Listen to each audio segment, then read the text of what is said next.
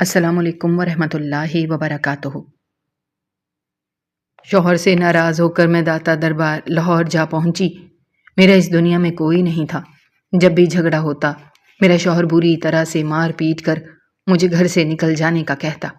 آج میں بھی ضد میں گھر سے نکل آئی تھی۔ تھوڑی ہی دیر گزری تھی کہ ایک عورت نے مجھے مٹھائی دے کر کہا کہ اس کا پوتا ہوا ہے۔ میں نے جیسے ہی مٹھائی کھائی میرے ذہن پر نیند چھا گئی، اور جب میری آنکھ کھلی تو میں اس شہر کی سب سے گندی جگہ پر موجود تھی۔ میں روتے ہوئے مدد کو پکارنے لگی کیونکہ وہاں کوئی۔ میں نم آنکھوں سے اپنے شوہر کو دیکھ رہی تھی جو بلا وجہ مجھ پر الزام لگا رہے تھے کہ میں نے ان کے 20,000 روپے چوری کر لیے ہیں۔ میں کچھ کہتی اس سے پہلے ہی وہ میرا بازو تھام کر مجھے دیوار سے لگا چکے تھے اور میری آنکھوں میں دیکھتے ہوئے بولے، مجھے نہیں معلوم تھا، میں آستین میں سانپ پال رہا ہوں۔ تم سے میں نے اتنی محبت کی، اتنے سال وفا نبھائی، اور تم نے میرے چند پیسے چوری کر لیے۔ جبکہ میں بے اختیار ان کا ہاتھ جھٹ کر بولی، شرم آنی چاہیے آپ کو، زندگی بھر میں نے وفا کی، میں نے محبت کے بدلے میں آپ نے ہمیشہ رسوائی دی، اور آج آپ مجھ پر الزام لگا رہے ہیں کہ میں نے آپ کے پیسے چوری کر لیے۔ ابھی میں مزید کچھ کہتی اس سے پہلے ہی وہ میرا بازو تھام کر مجھے زمین پر دھکیل چکے تھے اور مجھے دیکھتے ہوئے چلا کر بولے، اگر اتنی ہی وفا نبھائی ہے تو اب دفع ہو جاؤ، تمہارے ساتھ رہنا میرے لیے مشکل ترین عمل بن چکا ہے، میں تمہاری شکل تک نہیں دیکھنا چاہتا، جاؤ یہاں سے۔ یہ کہتے ہی انہوں نے مجھ سے منہ موڑ لیا تھا، جبکہ میں پھٹی پھٹی نظروں سے ان کی پشت کو دیکھ رہی تھی۔ میرے دونوں بچے بلک بلک کر رو رہے تھے۔ کچھ دنوں سے میرے شوہر کا رویہ کافی خراب ہو گیا تھا۔ بلا وجہ وہ مجھ سے الجھنے لگے تھے۔ وجہ کیا تھی میں خود نہیں جانتی۔ میں کچھ کہتی اس سے پہلے ہی وہ کمرے سے چلے گئے تھے۔ کافی دیر تک میں زمین کو گھورتی رہی تھی اور پھر تھک ہار کر اپنی جگہ سے کھڑی ہوئی تھی۔ ایسے انسان کے ساتھ رہنے کا اب کوئی فائدہ نہیں تھا جس میں نہ لحاظ رہا تھا نہ ہی مروت۔ ان کے لیے میں نے اپنا پورا خاندان چھوڑ دیا تھا، اپنے ماں باپ بہن بھائی، ان کی خاطر میں کسی سے مڑ کر بات تک نہیں کرتی تھی۔ وجہ صرف اور صرف میرے شوہر تھے، اور آج انہوں نے مجھے کس طرح رسوا کیا، صرف چند پیسوں کی خاطر۔ یہ سوچ سوچ کر ہی میرا دماغ پھٹنے لگا تھا۔ کچھ دیر تک میں اپنی جگہ پر کھڑی یہی سوچتی رہی تھی کہ مجھے کہاں جانا چاہیے، اور پھر تھک ہار کر مجھے داتا دربار والے بابا یاد آئے تھے۔ ایک وہی تو در تھا جہاں جا کر میں کچھ دیر بیٹھ جاتی تھی، ان پر فاتحہ پڑھ لیتی تھی۔ آج وہی مجھے سر چھپانے کی جگہ دیں گے، یہی سوچ کر میں الماری کی طرف بڑھی تھی۔ 2 سوٹ میں نے اپنے بیگ میں ڈالے تھے، پیسے کچھ لیے تھے، اور اپنے بچوں کی جانب دیکھتے ہوئے بولی، تم دونوں اپنا بہت خیال رکھنا، میں جا رہی ہوں اور نہیں معلوم کب لوٹ کر آؤں گی، اس لیے کچھ بھی الٹا سیدھا مت کرنا اور کہیں نہیں جانا۔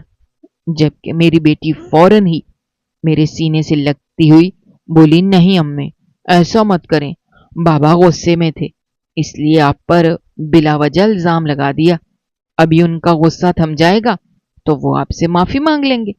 جبکہ میں اس کا سر چومتے ہوئے بولی، مجھے معلوم ہے تمہارا باپ مر جائے گا لیکن اب جھکے گا نہیں، نہ جانے کن فرعون لوگوں کے ساتھ اٹھنے بیٹھنے لگ گیا ہے۔ جب تک میں انہیں یہ سزا نہیں دوں گی تب تک وہ نہیں سدھریں گے۔ تم اپنا اور اپنے چھوٹے بھائی کا خیال رکھنا۔ یہ کہتے ہی میں گھر سے نکل آئی تھی۔ مجھے معلوم تھا میں اپنے ساتھ بہت بڑی مشکل کھڑی کر رہی ہوں، لیکن میں بے بس تھی۔ اس گھر میں رہنا مطلب اپنی توہین کروانے کے برابر تھا۔ کئی دنوں سے میرے ساتھ یہی سلوک ہو رہا تھا، خاص کر جب سے میری نند میرے گھر کے قریب آئی تھی، تب سے تو میری زندگی میں اندھیرا ہی چھا گیا تھا۔ باہر آتے ہی میں نے چاروں طرف نظر دوڑائی تھی۔ ایک لمحے کے لیے میرے دل میں خیال آیا تھا کہ کاش میرے شوہر مجھے دیکھ لے اور آ کر مجھے روک لے۔ مجھے ٹینشن بھی ہو رہی تھی کیونکہ میرے بچے چھوٹے تھے، نہ جانے میرے بغیر وہ کس طرح سروائیو کریں گے۔ میں خاموشی سے دھیرے دھیرے قدم اٹھاتی ہوئی مین روڈ پر آئی تھی۔ دھڑکتے دل کے ساتھ میں نے رکشہ روکا تھا۔ اس کو ایڈریس سمجھا کر بھی میں چاروں طرف ہی نظر دوڑا رہی تھی کہ کاش میرے شوہر مجھے دیکھ لیں، مگر وہ دور دور تک نظر ہی نہیں آ رہے تھے۔ یقیناً وہ اپنی بہن کے گھر ہی ہوں گے جو ان کا بلا وجہ دماغ بہکا رہی تھی۔ رکشے میں بیٹھ کر میری سانسیں بھاری ہونا شروع ہو گئی تھیں۔ کتنا کچھ میں نے اپنے شوہر کی خاطر برداشت کیا تھا۔ محض ایک ذرا سی ناراضگی میرا پورا میکا ختم کر گئی تھی۔ نہ میں اپنی ماں سے ملتی تھی، نہ ہی بھائیوں سے، حالانکہ میرے بھائیوں نے آ کر میرے شوہر کے سامنے ہاتھ تک جوڑ دیے تھے کہ بھائی صاحب ناراضگی ختم کر دیں، غلطی سب سے ہو جاتی ہے، ناراضگی ختم کر لینے سے معاملات حل ہو جاتے ہیں۔ لیکن میرے شوہر انا کے بہت پکے تھے۔ انہوں نے صاف کہہ دیا تھا کہ اپنی بہن کو لے جانا ہے تو لے جاؤ، مجھے اس سے کوئی غرض نہیں، مگر میں تمہارے گھر کبھی نہیں آؤں گا، اور اگر یہ میرے گھر میں رہتے ہوئے تم لوگوں سے ملی تو میں اس سے بھی رشتہ ختم کر لوں گا۔ وہ دن آخری دن تھا۔ میں نے اپنے بھائیوں کو خدا حافظ کہہ دیا تھا کہ اب بس مجھے میرے حال پر چھوڑ دو، میں اپنے شوہر کے ساتھ خوش ہوں۔ وہ الفاظ میں نے بہت مشکل سے ادا کیے تھے، مگر اب مجھے افسوس ہو رہا تھا کہ میں نے ایک اجنبی کے لیے اپنے گھر والوں کو ناراض کر دیا جن کے ساتھ میں رہ کر میں بڑی ہوئی تھی۔ رکشہ ایک ہی دھن میں چل رہا تھا۔ ایک لمبی مسافت طے کر کے وہ شخص مجھے داتا دربار کے بالکل سامنے لے آیا تھا اور مجھے دیکھتے ہوئے بولا، باجی آپ کا در آ چکا ہے، مجھے میرا کرایہ دے دے تاکہ میں آگے جا سکوں۔ اس کی بات سن کر میں نے آنسو بھری نگاہوں سے اس آدمی کو دیکھا تھا اور اس کا شکریہ ادا کر کے اسے پیسے تھمائے تھے۔ نہ جانے کیوں اس آدمی کی شکل دیکھ کر محسوس ہو رہا تھا جیسے میں نے اسے کہیں دیکھا ہے، مگر میں اپنا سر جھٹک کر گاڑی سے اتر آئی تھی۔ ایک نظر میں نے داتا دربار کے دروازے پر ڈالی تھی اور پھر سر جھٹک کر سر جھکائے اندر داخل ہو گئے تھے۔ زندگی مجھے اس موڑ پر لائے گی میں نے کبھی تصور بھی نہیں کیا تھا۔ کل تک میں اس در پر اپنے شوہر کے ساتھ خوش خوش آتی تھی اور آج میں اس در پر اپنے شوہر سے ہی ناراض ہو کر آئی تھی۔ میں جیسے جیسے راستہ عبور کر رہی تھی میرے دل کی دھڑکنیں بڑھتی جا رہی تھیں۔ ایسا لگتا تھا جیسے ابھی دل باہر آ جائے گا۔ نہ جانے کیوں مجھے ایسا محسوس ہو رہا تھا جیسے میرے ساتھ کچھ ہونے والا ہے، کچھ ایسا جس کے بعد میں صحیح نہیں رہ پاؤں گی۔ آگے جا کر میرے قدم زنجیر ہو گئے تھے۔ بلا وجہ میں ایک ہی جگہ پر جامد ہو گئی تھی۔ حالانکہ میں اندر جانا چاہتی تھی، اندر جا کر فاتحہ پڑھنا چاہتی تھی، نماز پڑھ کر اللہ سے دعا مانگنا چاہتی تھی، اپنے حق میں سکون مانگنا چاہتی تھی، لیکن نہ جانے کیوں میرا آگے بڑھنے کا دل ہی نہیں چاہ رہا تھا۔ میں بیچ صحن میں زمین پر بیٹھ گئی تھی۔ میرا دل بہت بھاری ہو رہا تھا۔ نہ جانے کیوں مجھے شدت سے اپنی بیٹی کی یاد ستانے لگی تھی۔ مجھے بیٹا بھی یاد آ رہا تھا، لیکن مجھے بار بار اپنی بیٹی کا خیال آ رہا تھا اور بے حد افسوس ہو رہا تھا کہ میں اسے وہاں چھوڑ کر کیوں آئی۔ وہ بیٹی ذات ہے، کس طرح رہے گی؟ کہیں خدا نخواستہ اس کی عزت پر حرف نہ آ جائے۔ وہ چھوٹی نہیں تھی بلکہ 8 سال کی تھی۔ قد کاٹ اچھا ہونے کی وجہ سے وہ عمر سے بڑی لگتی تھی۔ کافی دیر تک میں بالکل گمسم بیٹھی رہی تھی۔ شاید میرا بلاوا نہیں تھا، اس لیے میں اپنی جگہ سے 1 انچ نہیں ہل پا رہی تھی۔ صبح صبح یہ تماشا ہوا تھا، اس لیے مجھے یہاں پہنچتے پہنچتے 12 بج گئے تھے۔ میں نے ناشتہ بھی نہیں کیا تھا، بھوکے پیٹ ہی میں نکل آئی تھی۔ ہمت کر کے میں نے اپنے قدم لنگر کی طرف بڑھائے تھے تاکہ کچھ لے کر اپنے پیٹ میں ڈال سکوں۔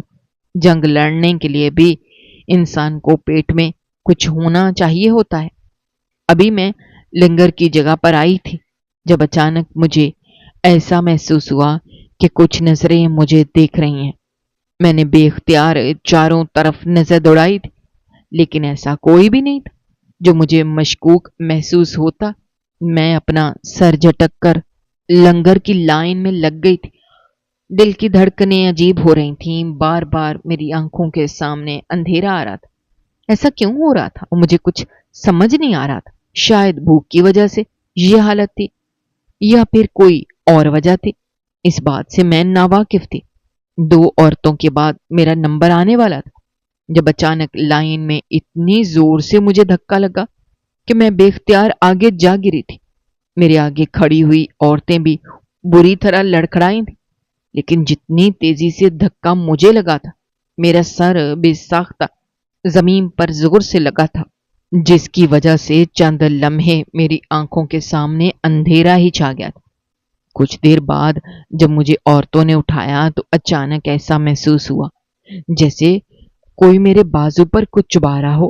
میں نے تکلیف سے تڑپ کر دائیں جانب دیکھا، مگر وہاں پر ایک سادہ سی عورت کھڑی تھی اور مجھے سہارا دیتے ہوئے بار بار تاکید کر رہی تھی کہ بیٹا، وزن سے کھڑا ہونا پڑتا ہے، یہاں پر تو سب ایسے ہی ہیں۔ جبکہ میں نے سر جھٹک کر شاید ان کے ہاتھ کا کوئی سامان چبھ گیا ہو، مگر واضح طور پر مجھے اپنے بازو میں جلن محسوس ہو رہی تھی۔ میں اپنا سر جھٹک کر واپس لنگر کی لائن میں لگ گئی تھی۔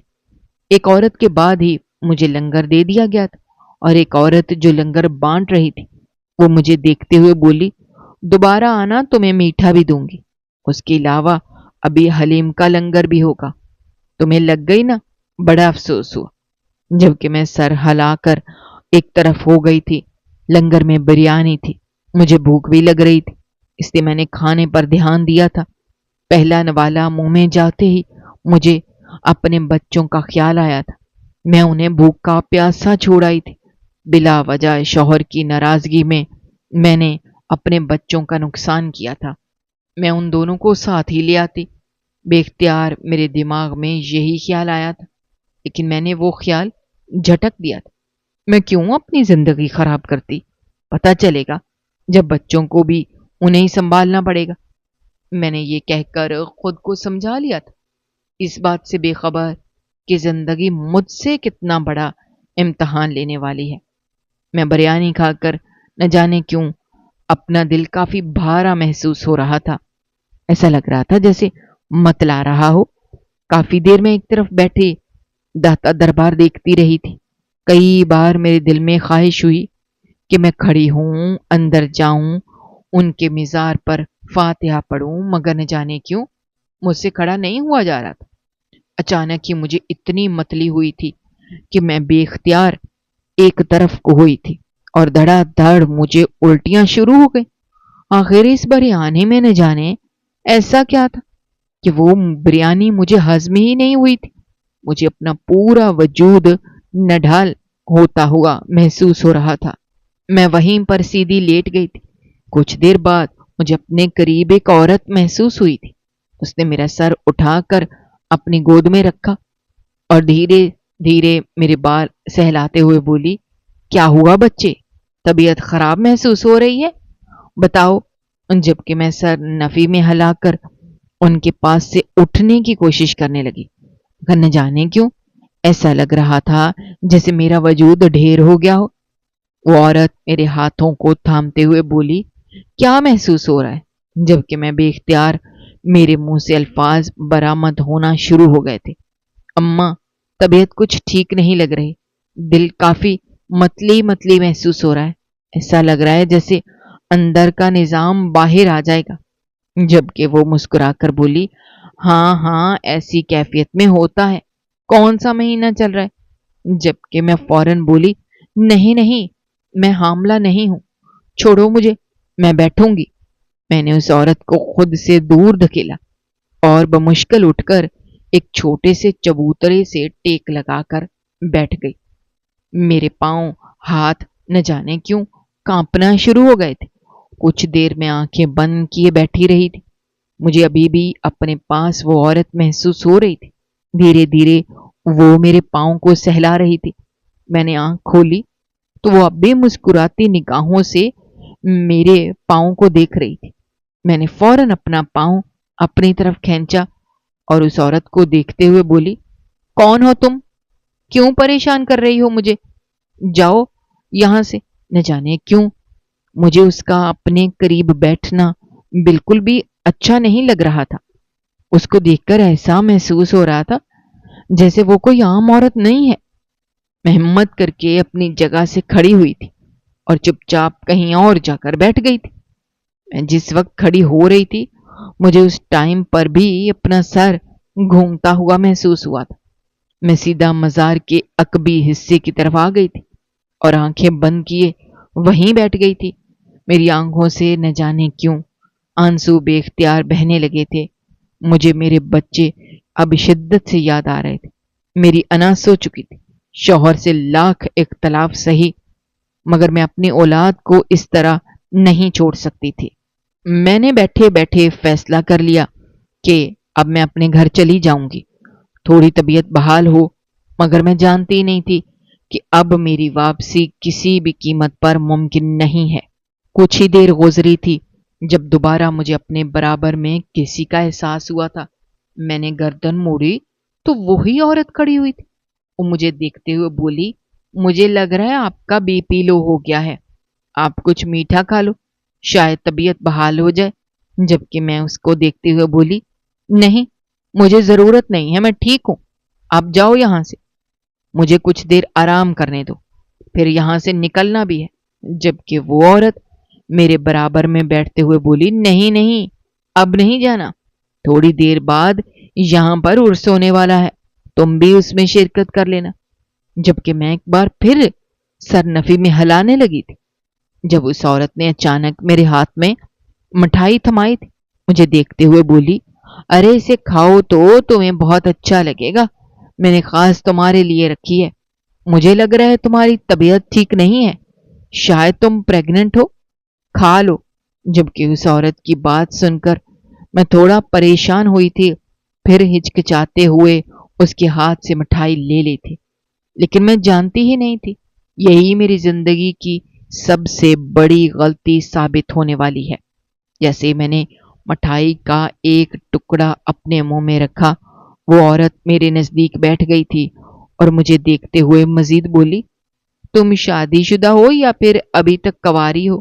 تمہیں دیکھ کر ایسا لگ رہا ہے جیسے ابھی تک کنواری ہی ہو۔ اس کی بات سن کر میرے ہونٹوں پر مسکراہٹ بکھر گئی تھی۔ میں اس کو دیکھتے ہوئے بولی، ارے نہیں نہیں، میں 2 بچوں کی ماں ہوں، شادی شدہ ہوں، بس اپنے شوہر سے ناراض ہو کر یہاں آ گئی تھی، مگر اب مجھے میری بچیاں یاد آ رہی ہیں، میں واپس جاؤں گی۔ جبکہ وہ مزید مجھے کریدتے ہوئے بولی، کس بات پر شوہر سے لڑائی ہوئی تھی؟ اس کا مجھ سے پوچھنا مجھے اچھا نہیں لگا تھا، مگر جب کوئی خاتون مجھ سے اتنی ہمدردی کر رہی تھی تو مجھ پر بھی لازم تھا کہ میں اس کے ساتھ اچھے سے برتاؤ کرتی۔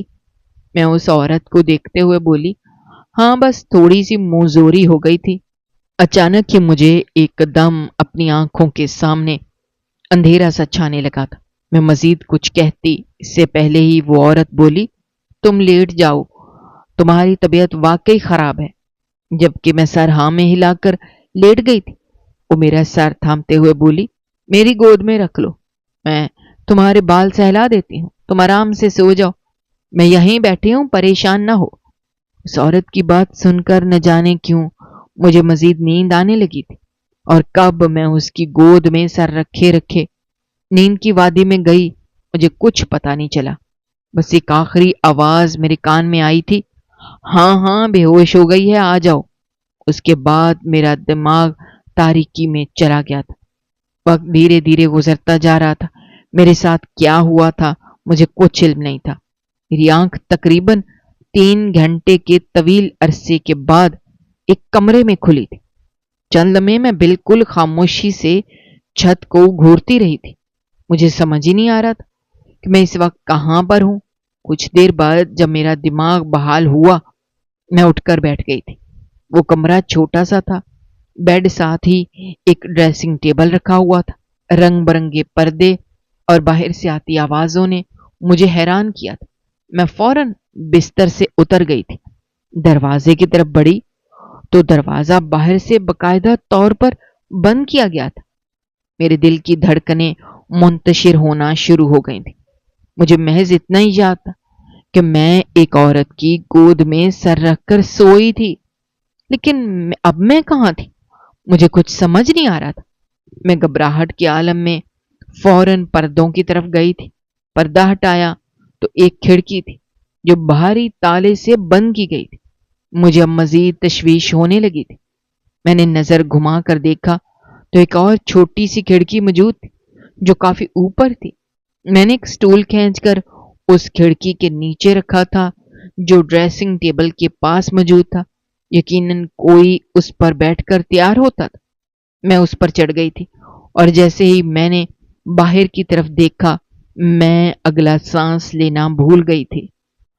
باہر ایک بہت بڑا ہال تھا جہاں پر کافی تعداد میں مرد بیٹھے ہوئے تھے اور ان کے سامنے کئی عورتیں گھنگرو پہنے مردوں کو لبھا رہی تھیں۔ میرا دل دھڑکنا بھول گیا تھا۔ میں وہیں اس ٹول پر بیٹھ گئی۔ ایسا لگتا تھا جیسے میرا دل ابھی باہر آ جائے گا۔ میں کہاں آ گئی تھی؟ مجھے کچھ سمجھ نہیں آ رہا تھا۔ چند لمحے میں کچھ بول ہی نہیں پائی تھی، لیکن جیسے جیسے میرا دماغ بیدار ہونے لگا مجھے تمام حقیقت سمجھ آنا شروع ہو گئی تھی۔ وہ عورت کوئی معمولی عورت نہیں تھی، بلکہ اس نے باقاعدہ طور پر مجھے کڈنیپ کروایا تھا۔ بے ہوش ہونے سے پہلے میں نے صرف ایک آواز سنی تھی، لڑکی بے ہوش ہو چکی ہے، آ جاؤ۔ یعنی وہ عورت کوئی معمولی عورت نہیں بلکہ گینگ وار تھی۔ میں گھبرا کر دروازے کی طرف بڑھی تھی، زور زور سے دروازہ پیٹنے لگی تھی۔ کوئی ہے؟ دروازہ کھولو، کون لایا ہے مجھے؟ میں مسلسل چیخ رہی تھی۔ ایسا لگ رہا تھا جیسے میرا دل کوئی مٹھی میں مسل رہا ہو۔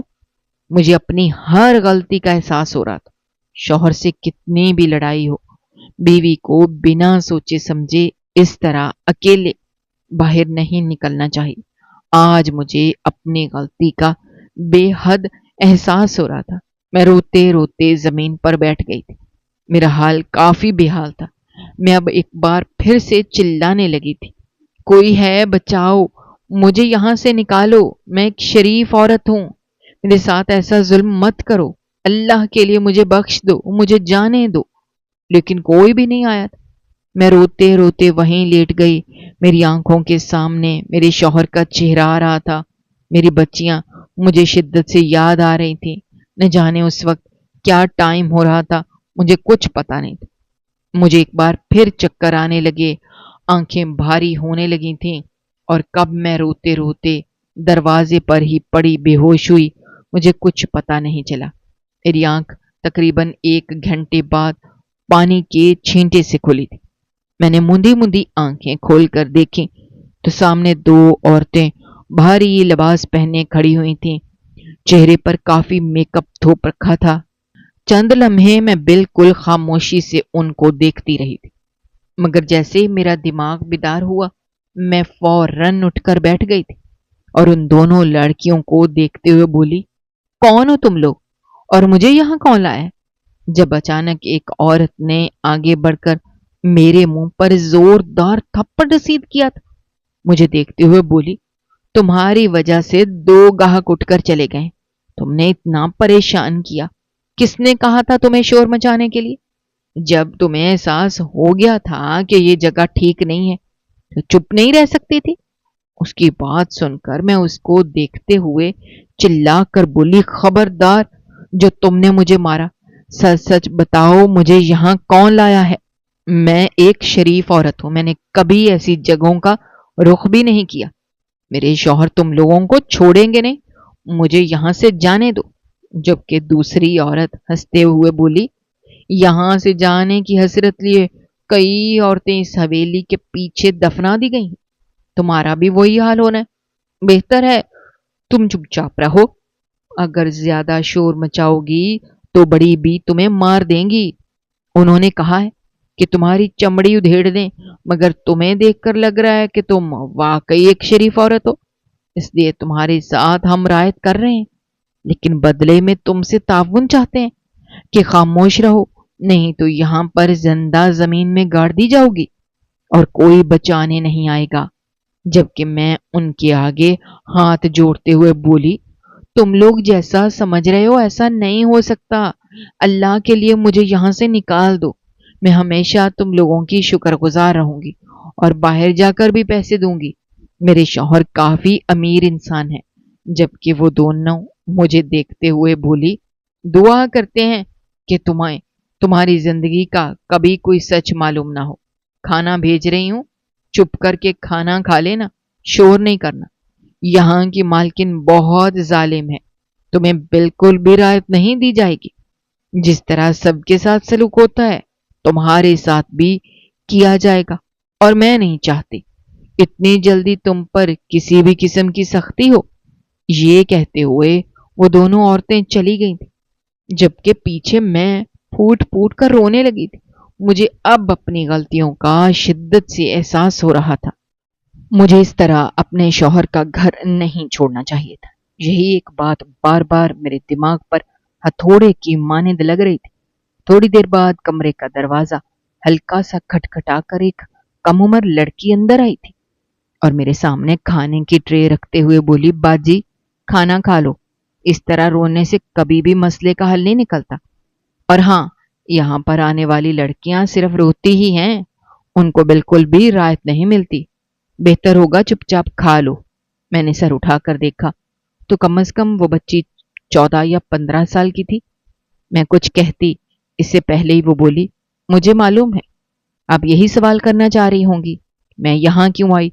بہتر ہوگا کہ آپ بس اپنے آپ پر دھیان دو اور دعا کرو کہ آپ کو آپ کی زندگی کا ایک بھی سچ معلوم نہ ہو، کیونکہ اگر آپ کو سچ معلوم ہو گیا تو آپ کو زندگی سے نفرت ہو جائے گی اور پھر آپ جینے کی تمنا بھی چھوڑ دیں گی۔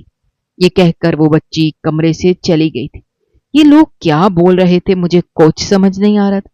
میری زندگی کا کون سا سچ تھا جو مجھے معلوم نہیں تھا؟ شاید یہ لوگ بہک گئے تھے۔ مجھے اب شدت سے اس عورت پر غصہ آ رہا تھا جو مجھے یہاں پر لائی تھی۔ میں بس ایک دعا مانگ رہی تھی کہ یہاں سے نکلنے سے پہلے میرا سامنا اس ظالم عورت سے ہو جائے۔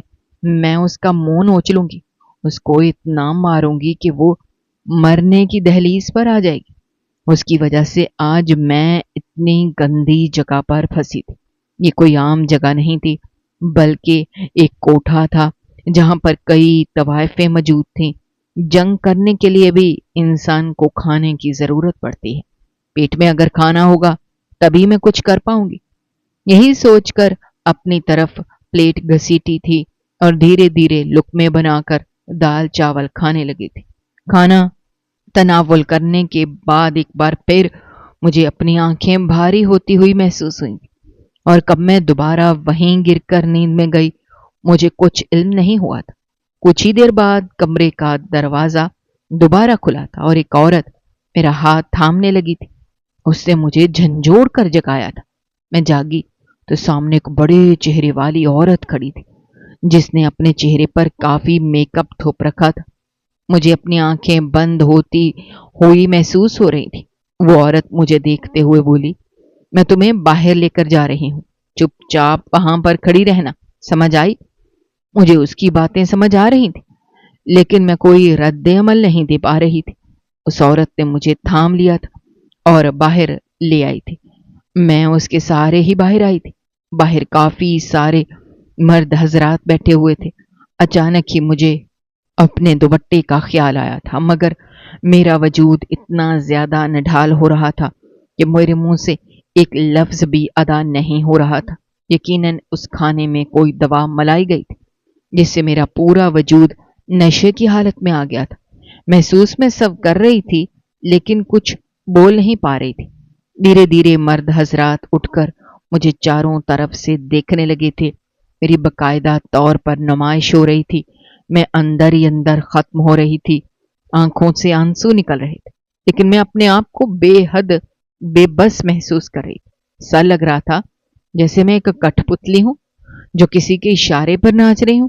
اچانک ہی مجھے دروازے پر اپنے شوہر کا عکس نظر آیا تھا۔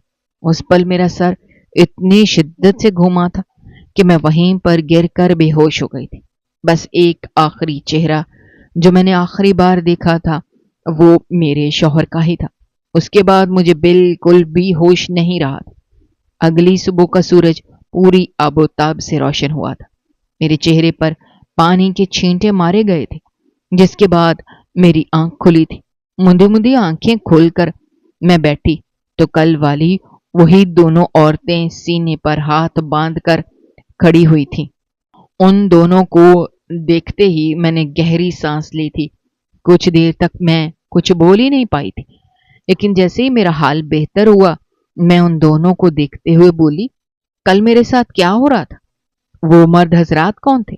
جبکہ وہ بولی، تمہاری بونی لگائی گئی ہے، تم دو آدمیوں کو پسند آئی ہو، دونوں ایک ریٹ لگا رہے ہیں، اس لیے تمہارا ابھی تک سودا نہیں ہوا۔ دعا کرو معاملہ انہیں دونوں کے درمیان رہے۔ اگر کسی تیسرے نے آ کر زیادہ پیسے لگائے تو تم بیچ دی جاؤ گی اور یہاں سے کہیں اور چلی جاؤ گی۔ ابھی تک تم اس کوٹھے کی تحویل میں ہو، اس لیے پرسکون ہو، لیکن جیسے ہی یہاں سے قدم باہر نکلے گا تمہاری زندگی مزید بدتر ہو جائے گی۔ اس کی آواز سن کر میری روح کانپ اٹھی تھی۔ میں اس کو دیکھتے ہوئے بولی، کل میں نے دروازے پر اپنے شوہر کو بھی دیکھا تھا، کیا کوئی آیا تھا؟ جبکہ وہ بولی، بہتر ہوگا تم خاموش رہو، کیونکہ اگر تمہیں تمہاری حقیقت معلوم ہوئی تو تم ٹوٹ جاؤ گی، جینے کی تمنا چھوڑ دو گی، بہتر ہے اس بات کو بھول جاؤ۔ جبکہ میں فوراً بولی، چپ ہو جاؤ تم لوگ، یہاں کی ہر عورت پاگل ہے، جو منہ میں آ رہا ہے بولتی جا رہی ہے۔ کل میں نے اپنے شوہر کو دیکھا تھا، کہاں ہے وہ؟ کیا مجھے وہ لینے کے لیے آئے تھے؟ تم لوگ کیوں میرے ساتھ ظلم کر رہی ہو؟ میں ایک پڑھی لکھی سادہ شریف گھرانے کی عورت ہوں، خدا کے لیے مجھے جانے دو۔ میرے شوہر آئے تھے، میں نے خود انہیں دیکھا تھا۔ جبکہ وہ عورت بولی، ہاں تمہارا شوہر آیا تھا، اس میں کوئی شک نہیں، اس نے بیٹھ کر تمہاری مکمل نمائش ہوتے ہوئے دیکھی ہے، تمہاری کس طرح بونی لگائی گئی تھی سب دیکھا ہے۔ بس اب سن لیا، اب چپ چاپ جا کر فریش ہو جاؤ، پھر تمہاری ملاقات بڑی بی سے کرواؤں گی، ہو سکتا ہے وہ تمہیں تمام حقیقت سے آگاہ کر دے۔ یہ کہہ کر اس عورت نے ایک سوٹ میرے سامنے رکھا اور مجھے دیکھتے ہوئے بولی، یہ کپڑے بھی تبدیل کر لینا، بڑی بی کو سادہ کپڑوں میں عورتیں پسند نہیں آتی۔ یہ کہتے ہی وہ خاتون چلی گئی تھی، جبکہ میں فوراً کھڑی ہوئی تھی۔ اگر وہ عورت مجھے میری حقیقت بتا سکتی تھی جس کی وجہ سے ان لوگوں نے کل سے بلا وجہ کا تجسس پھیلایا ہوا تھا، تو میں یہ کپڑے پہننے کو بھی تیار تھی۔ میں نے اچھی طرح لباس کا جائزہ لیا۔ لباس چست ضرور تھا، لیکن جسم عریا نہیں کر رہا تھا، اس لیے میں خاموشی سے کپڑے تبدیل کرنے واش روم چلی گئی تھی۔ کپڑے تبدیل کر کے میں باہر آئی تو لمحے بھر کے لیے میں خود کو پہچان ہی نہ پائی۔ مجھے اچانک ہی شرم محسوس ہونے لگی تھی۔ میں نے فوراً اپنی کالی چادر اٹھا کر اپنے وجود پر پھیلا لی تھی اور اپنا چہرہ صاف کر کے کمرے سے باہر آ گئی تھی۔ پورا حال سناٹے میں تھا، بس دو لڑکیاں کھڑی ہو کر ناچ رہی تھیں، یقیناً وہ کسی محفل کی تیاریاں کر رہی تھیں۔ میں ابھی آگے بڑھتی، اچانک مجھے اپنے عقب سے کسی کی آواز آئی تھی۔ میں پلٹی تو سامنے کوئی اور نہیں بلکہ وہی عورت کھڑی ہوئی تھی جس کی وجہ سے میں یہاں پہنچی تھی، یعنی مزار والی وہی عورت جس نے آخری بار مجھے وہ مٹھائی دی تھی۔ نہ جانے مجھے کیا ہوا تھا کہ میں اچانک اس کی طرف لپکی تھی اور بنا سوچنے سمجھنے کا موقع دیے بغیر اس کے بالوں کو پکڑ لیا اور اس کو جھنجھوڑتے ہوئے بولی، بدبخت عورت، آج میں تجھے زندہ نہیں چھوڑوں گی، تیری وجہ سے آج میں اس گند خانے میں آئی ہوں، آج میں تجھے مار دوں گی۔ وہ اپنے بال مجھ سے چھڑانے لگی تھی مگر میں اسے زمین پر گرا چکی تھی۔ وہ میرے آگے ہاتھ جوڑتے ہوئے بولی، خدا کے لیے چھوڑ دو مجھے، یہ سب حکم پر کیا گیا تھا، اس میں میرا کوئی قصور نہیں ہے۔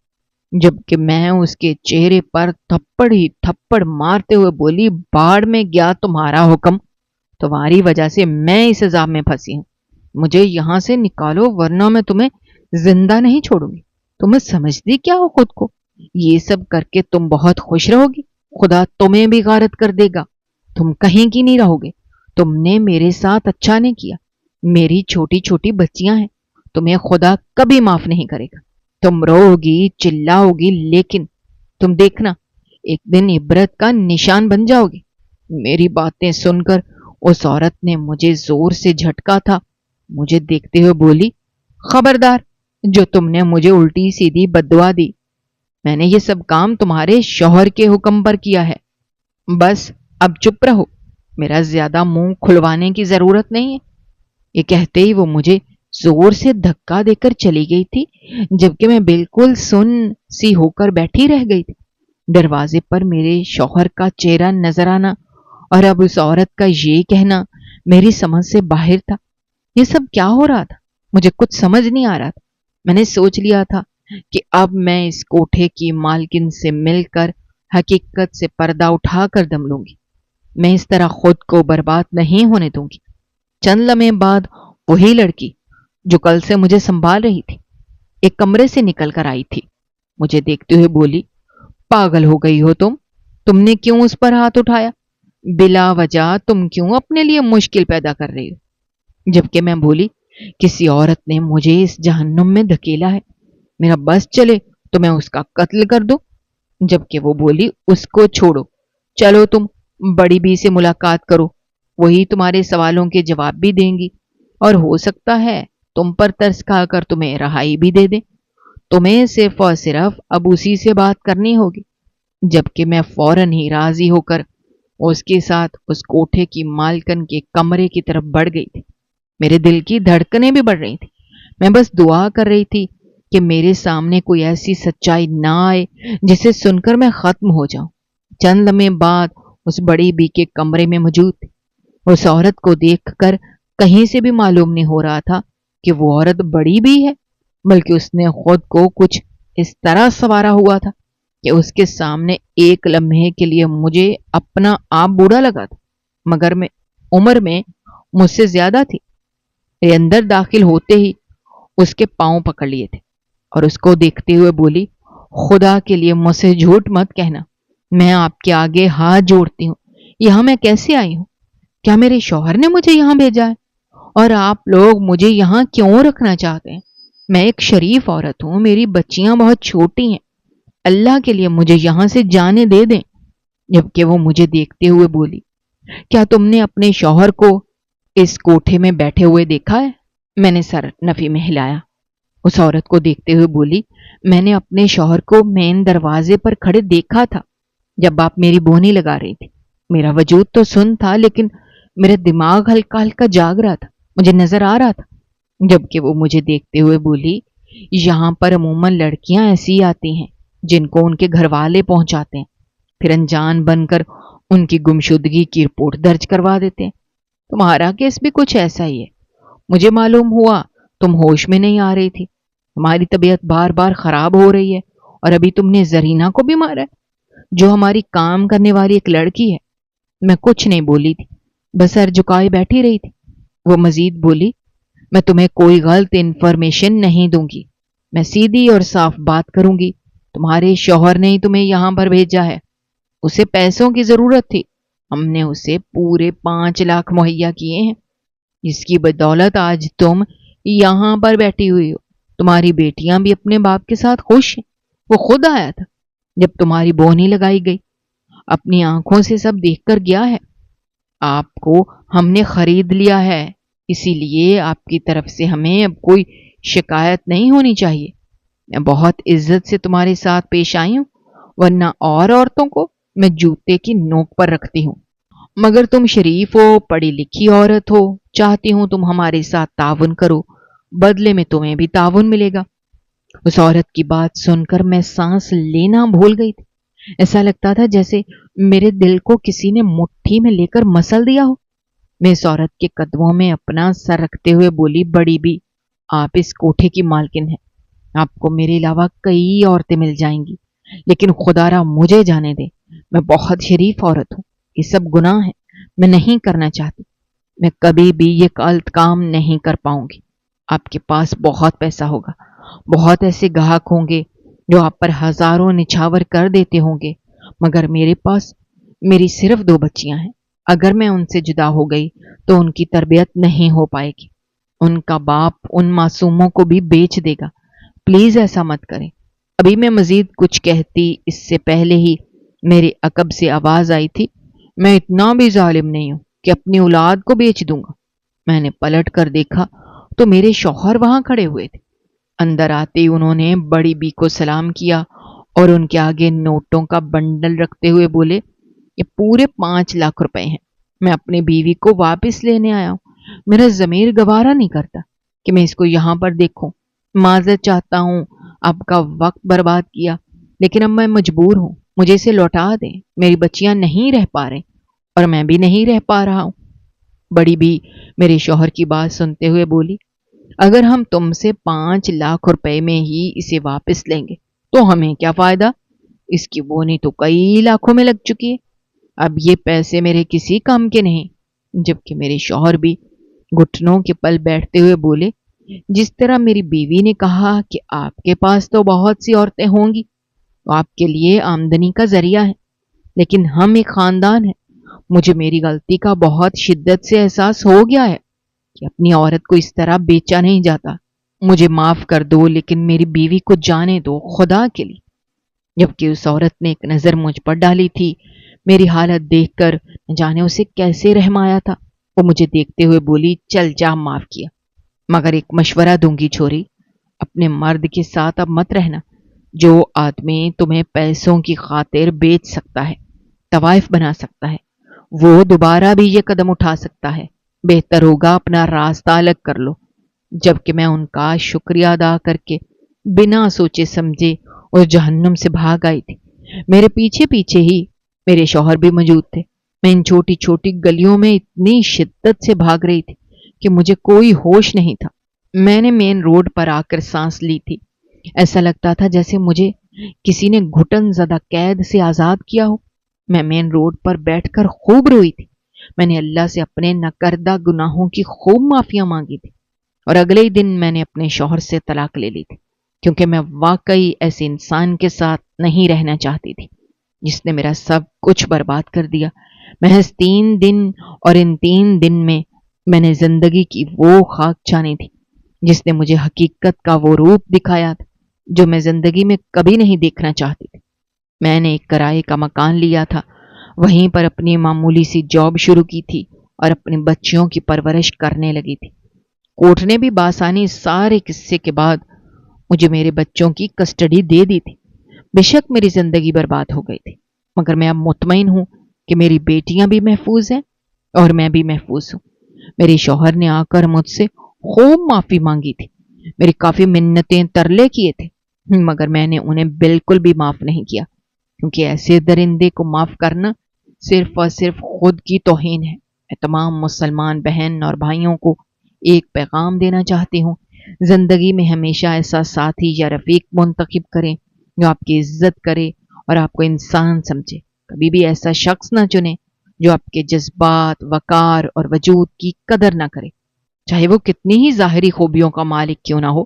عزت احترام ہر رشتے کی بنیاد ہے، اور جو آپ کو یہ نہ دے وہ آپ کے قابل نہیں۔ یہی اصل کامیابی کا راز ہے۔ دوستو، ہماری آج کی یہ کہانی آپ کو کیسی لگی؟ کمنٹ باکس میں اپنی رائے کا اظہار کرنا مت بھولیے گا، اور اگر آپ ہمارے چینل پر نئے ہیں تو چینل کو سبسکرائب کرنا بھی مت بھولیے گا۔ شکریہ۔ اللہ حافظ۔